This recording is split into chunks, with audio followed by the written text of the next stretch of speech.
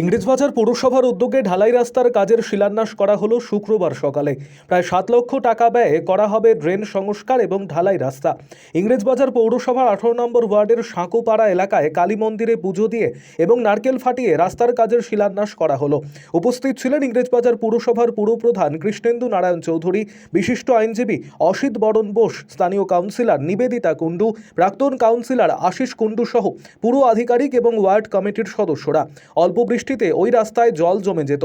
স্থানীয় এবং ব্যবসায়ীদের দাবি ছিল রাস্তা এবং ড্রেন সংস্কারের।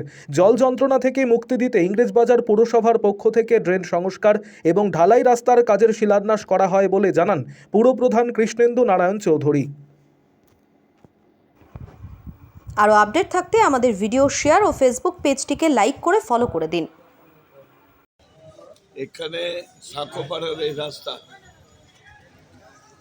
সেটা অনেক দিনের ডিমান্ড ছিল। আমরা আরএসপি পোর্টালে দিয়েছিলাম, কিন্তু আরএসপি পোর্টালে এখন অনেক লেন্দি হয়ে যাচ্ছে।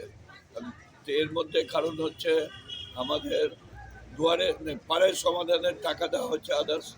এই জন্য আমরা এটা আলাদা একটা স্কিমে টাকা দিয়ে, এখানে কাউন্সিলর বলেছিলেন, আমাদের চুদাও বারবার বলতেন, তো আমরা এই রাস্তাটা করে দিচ্ছি। প্রায় 7 লাখ টাকার মতো, না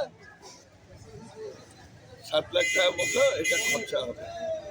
জল জমে যাচ্ছিল, এখন কি হ্যাঁ, এখন ভালো হয়ে যাবে রাস্তা।